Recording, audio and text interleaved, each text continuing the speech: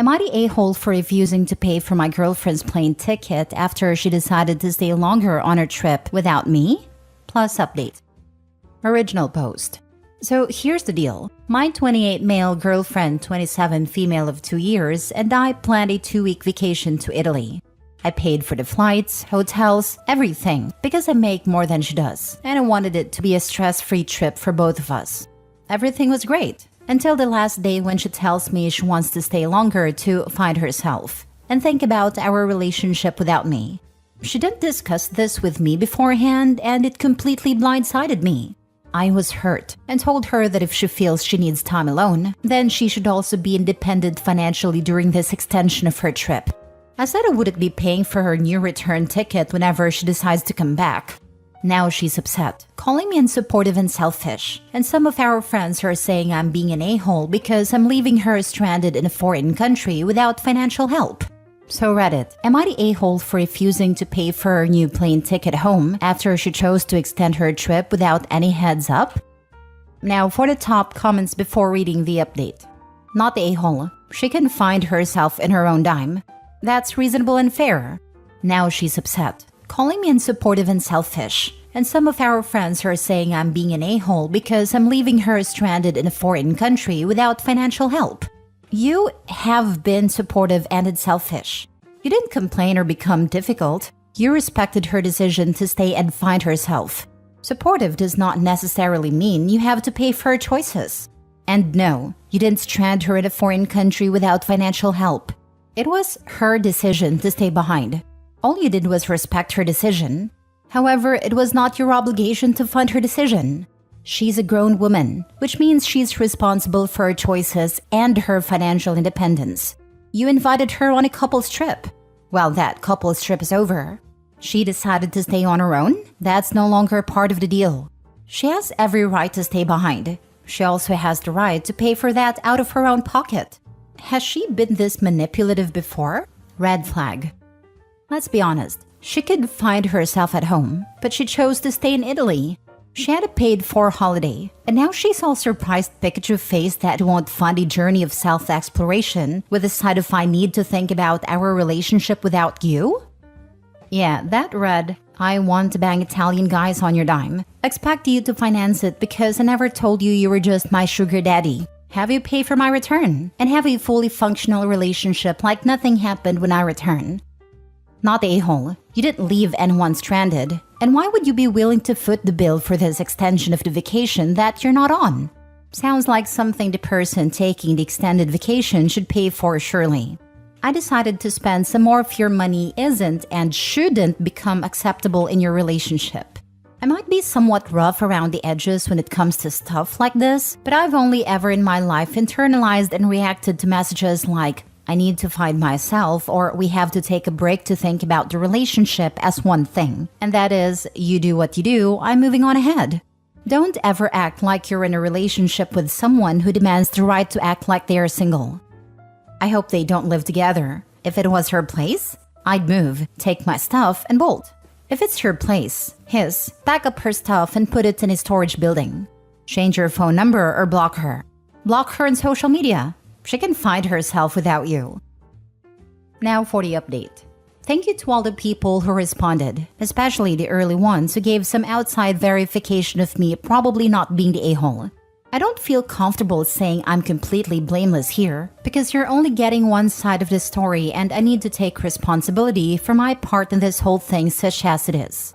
But I guess I never realized how good my girlfriend was at making me feel like an unreasonable person was normal and rational, and that I was the crazy one. So here's the update. We're both back in America now, and she's packing her stuff to go stay with her family for a bit until she can find a new place. Soon after I posted, it was time to go to the airport, so I did, without her. I'm one of those people who arrives really early because I never think I'll get to the gate in time because everything that could go wrong probably would go wrong. It never does, but especially with how I was feeling my luck was going, I didn't want to push it. I was there for about an hour by myself, mulling things over and talking to my mom.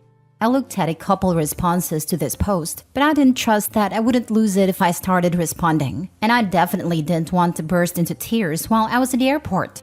As I was talking to my mom, my girlfriend showed up.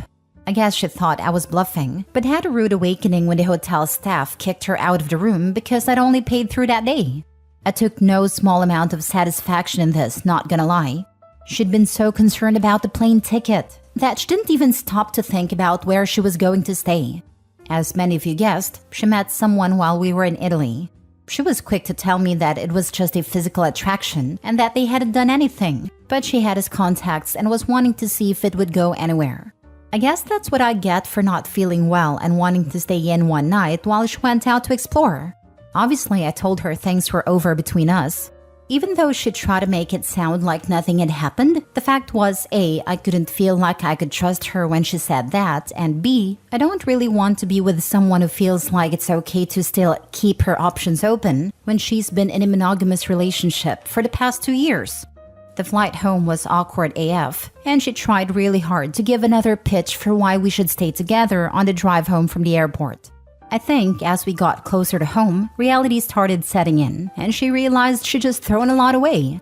So yeah, I'm jet-lagged and physically and emotionally exhausted. I'm just kind of numb at this point. Having to sit with your cheating ex on a several-hour flight while they try to convince you how cheating wasn't that bad while you're jet-lagged AF sounds like a circle of hell. Sometimes when people really upset me, I have trouble with impulse control. There's a good chance I would have buzzed the flight attendant and stage whispered, "Can you check if anyone else is willing to trade seats with me?"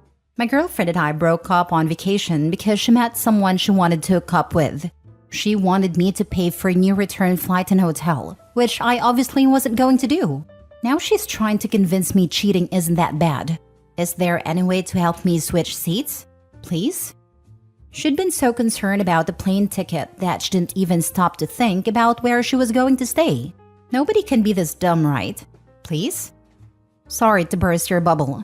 If Opie's ex is like some people I know, she would have assumed that of course he would extend a hotel. He'll also come around and pay for her flight. She wouldn't leave someone high and dry like that. She'd probably half expect him to stay longer with her and have a bath ready for her anytime she came back from a D session with foreign view. And raise her adultery baby. Oh, that plane ride would have been rough. I had an ex break up with me at the destination of a road trip. She seemed to have forgotten I had driven us there. That was an awkward time. I had an ex do that, but she was the one who drove.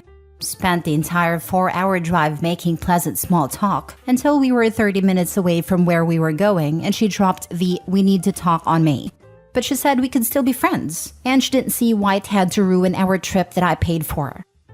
I had an ex break up with me after picking her up from a summer intensive drama course and still expected that I'd drive her 12 hours to my family home, where we had planned she was going to stay with me for 2 weeks before flying the rest of the way across the country to stay with her aunt. Her own family home was in another country on the other side of the world. I was 21 and in love. Of course I did. I can't say I regret doing so, but I definitely wouldn't again. Last story. Update. My male 28 engagement with my partner female 27 is ruined because of a ring. Original post. My partner and I have been together for 3 years. We both love each other since the very beginning. She has brought up the topic of marriage for a while, and so I decided to propose to her last month in Korea where she grew up. I custom-made a gold ring with a ruby and 3 diamonds in each side, but asked my parents to make it with a regular jeweler shop they've been going to for a while out of town. I also organized a professional photographer, then asked her to marry me in a traditional Korean village. She said yes, and everything went very smoothly, except that the ring was too big. She stayed a bit longer in Korea while I returned home for work. She went with her mom to a jeweler shop the following week and asked the ring to be made smaller. The issue started when the shop attendant said the whole ring was fake. The gold, ruby, and the diamonds. I paid $1,500 for the ring. Not a crazy amount, but I thought it was a pretty ring. She went to 4 different shops, and everyone said pretty much the same thing. One shop valued the ring at only $30 to $40. My partner and her mom were understanding at first, saying that we would not have known. But when she came back from Korea, she told me that her parents were very upset about the ring, and that my parents, because they made a ring, only valued her at $30. They refused to meet my parents, which was initially organized for the end of the year. Her mom said to her that it would be better if I admitted about the fake ring with a view of buying a proper one in the future. These imply that we gave her a fake ring on purpose. My parents were very upset and told me that they won't bless our marriage. Question: is the ring really the problem here? I'm not sure how to move forward now. I never knew a ring can potentially break our 3-year-long relationship. Edit: none of us knew it was fake. A few days ago, I tested it with an X-ray at a pawn shop. The gold is real, not sure about the ruby and diamonds. I've apologized multiple times and showed them the receipt. We are both Asians. Families play a big role in our marriage. Now for the top advice before reading the updates. Your first stop should be to tear down the door of your parents' jeweler. If they really didn't know, then I'd go right to the jeweler. Your parents should have their jewelry checked too. 1.5K is nothing to sniff at either. You can certainly get quality lab diamonds and rubies at that price, especially since those diamonds are quite small. Lab stones are real too, because they're structurally identical to mined ones. Either your parents are very cheap when it comes to money, or your jeweler is a scammer and a thief. Neither option is great. OP, the ring is beautiful, but I would be insulted if my parents bought a fake ring and knew it was fake. I think your parents may not like your partner and they set you up. Looks like I'm not the only one thinking that OP's parents might have purposely bought the fake ring. OP's putting too much trust in his parents, not realizing they could be trying to mess things up between the families and get OP's fiancé dump him. Mini update. Tested the ruby in the lab. It's a natural ruby from Burma. Now for the first update. An update to my previous post where my fiancé's parents are upset and accused my parents of intentionally giving a fake engagement ring. Tested it in the lab, and it's a natural ruby from Burma. They can guarantee the results and can offer insurance letter. They said there is a natural crack in the ruby and natural inclusion. Probably a jewelry expert can shed some light into what this means. Unfortunately, because the ring is now genuine, my parents are more upset about the accusation. On the other hand, my fiancé's parents don't really trust the result. This is a major trust issue. We decided to let things settle before we discuss our intention of staying together and get married. Question: any suggestion in how to approach this situation? Thank you for your update. You've handled the situation well, but if your fiancé still doesn't trust you even after you've shown her proof, it might be worth considering ending the relationship. It's possible that she's being influenced by her parents or trying to use the situation to break up with you by painting you as the bad guy. You need to sit down with her and have a serious conversation.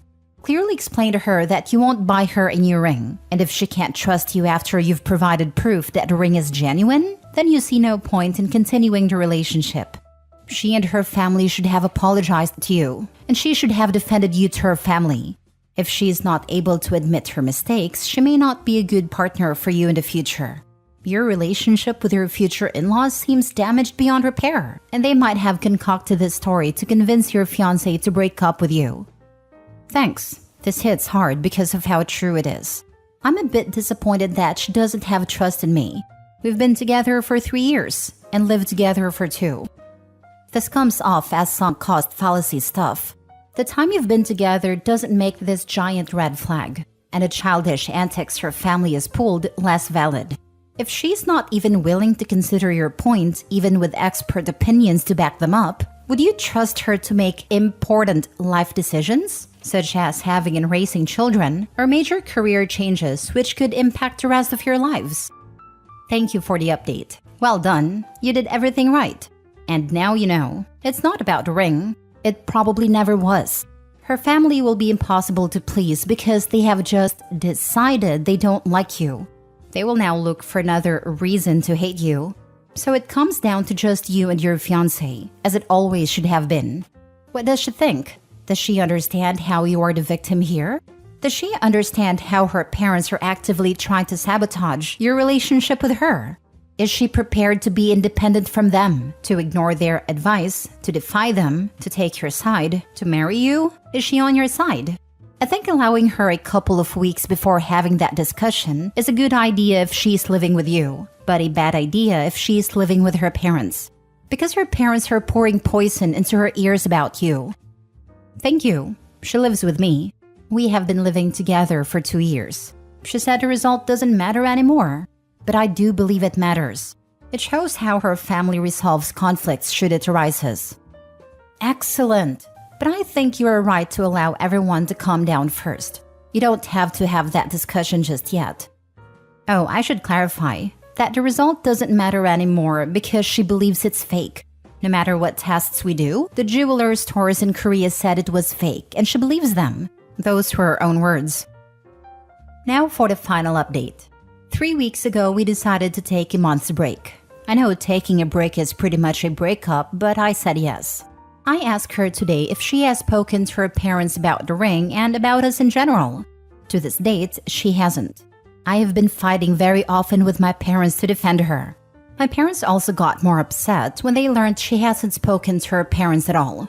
I asked her why, and she said at this stage she's very happy being alone because she does not have to worry about our relationship. And so I ended it. I feel like I have been fighting this battle on my own. I have had a few relationships and breakups in the past, but this time it really crushes me. So glad OP checked first with laboratories before going scorching earth with that jewelry. Looks like he got a good deal after all. For $1,500, he managed to dodge a nuclear warhead. Yes, he gave the jewelry store the benefit of the doubt more than his fiancée did him. After reading some of the other comments, I'm like 80-20 on the ex knowing they were lying, and either didn't really care about OP to begin with, or cared more about her parents' opinions than about her relationship with OP. High chances she's gonna stay single. I don't get it. The gold is real, the stone is real. Did 4 stores try to downplay the value hoping to buy the ring extremely cheap? They never went to 4 stores. OP's ex is lying. Either she's lying that she was there and believes her mother took the ring to 4 different stores, or she's lying about what the store said, or she's lying about how many stores they took it to. Because there is just no way 4 different jewelers pronounced it fake. It's unlikely even one did, but assuming they took it to a shady jeweler who was going to try to scam them out of it, then someone is lying about the other 3 stores all saying the same thing. OP was fortunate to find out now, rather than later, that he was marrying a liar and/or marrying into a family of liars. I know it sucks, but ending it now was the best thing he could do for himself.